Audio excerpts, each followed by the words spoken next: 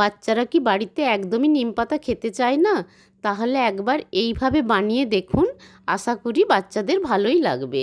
নমস্কার বন্ধুরা, নিবেদিতার গৃহকোণ থেকে আপনাদের সকলকে জানাই আন্তরিক শুভেচ্ছা ও ভালোবাসা। কত সুন্দর কচি একদম লাল লাল নিম পাতা দেখুন। এই নিম পাতা আমি সারা বছরের জন্য সংরক্ষণ করে রেখে দিই। অসময়ে এই নিম পাতা খেতে বেশ লাগে। আসুন রেসিপিটি শুরু করি। প্রথমে নিম ডাল থেকে পাতাগুলো তুলে নিয়েছি। নিম গাছে যেহেতু প্রচুর ডাস্ট থাকে, এই জন্য পাতাগুলোকে 2-3 বার জল পাল্টে খুব ভালো করে ধুয়ে নেব। কিছুক্ষণ পাতাগুলোকে জলের মধ্যে ভিজিয়ে রেখে দিতে পারেন। এখানে আমি 2টো ছোট কচি বেগুন নিয়ে নিয়েছি। এই সময় আমি এই কচি নিম পাতা রোদে শুকিয়ে একটা কৌটোর মধ্যে ভরে রেখে দিই। সারা বছর যখন অসময়ে নিম পাতা খেতে ইচ্ছে করে, তখন এই পাতাগুলোকে ভালো করে একবার জলে ধুয়ে রান্না করে নিই। খেতে কিন্তু অপূর্ব লাগে।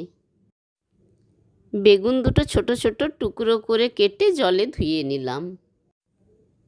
একটা কড়াই গ্যাসে চাপিয়ে গ্যাসের ফ্লেমটা অন করে নিম পাতাগুলো প্রথমে শুকনো কড়াইয়ে ভেজে নেব। নিম পাতাগুলোকে কড়াইয়ের চারদিকে ছড়িয়ে দিলাম। 2-5 মিনিট ধরে খুন্তি দিয়ে নেড়ে নেড়ে পাতাগুলোকে মচমচে করে ভেজে নেব। অপরদিকে অন্য একটা কড়াইয়ে 2 চামচ সর্ষের তেল দিয়ে বেগুনগুলো ভেজে নেব। সর্ষের তেলটা গরম হওয়ার পর বেগুনগুলো কড়াইয়ে তুলে দিলাম।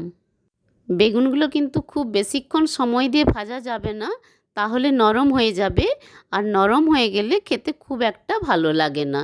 এখানে আমি একটুখানি নুন এবং খুব অল্প হলুদ দিয়ে ভালো করে নেড়ে চেড়ে 2 মিনিটের মতো ঢাকা দিয়ে দিলাম। 2 মিনিট পর ঢাকা খুলে বেগুনগুলো ভালো করে ভেজে নিলাম। এইদিকে নিম পাতাগুলো আমার মচমচে করে ভাজা হয়ে গেছে। এগুলোকে হাত দিয়ে একদম ভালো করে গুঁড়ি করে নেব। এরপর এই নিম পাতার গুঁড়িটা বেগুনের উপর ছড়িয়ে দেব। এই সময় গ্যাসের ফ্লেমটা লোতে রেখে নিম পাতা এবং বেগুন খুব ভালোভাবে মিশিয়ে নেব। জোরে জোরে নাড়া যাবে না, খুব আস্তে আস্তে করে ভালোভাবে নেড়ে নেড়ে মিশিয়ে নিতে হবে। নিম পাতাগুলো গোটা ভাজলে বাচ্চাদের মুখে লাগে, তো সেই জন্য ওরা খেতে চায় না। এইভাবে একবার গুঁড়ো করে করে দেখবেন, খুব একটা তেতো লাগবে না। যাদের বেগুনে অ্যালার্জি আছে বা বেগুন খেতে ভালোবাসেন না, তারা ঠিক একই প্রসেসে আলু, শিম, গাজর বা সজনে ডাঁটা এইগুলো দিয়ে একইভাবে করে দেখতে পারেন। গরম ভাতে এইরকম নিম বেগুন দিয়ে প্রায় অর্ধেক ভাত খাওয়া হয়ে যায়। আমার নিম বেগুন কমপ্লিট হয়ে গেছে। কতখানি লোভনীয় হয়েছে দেখুন। এরপর সংরক্ষণ করে রাখা নিম পাতা দিয়ে অসময়ে আমি কিভাবে নিম বেগুন বানাই কয়েক সেকেন্ডে আপনাদের একবার দেখিয়ে নিই।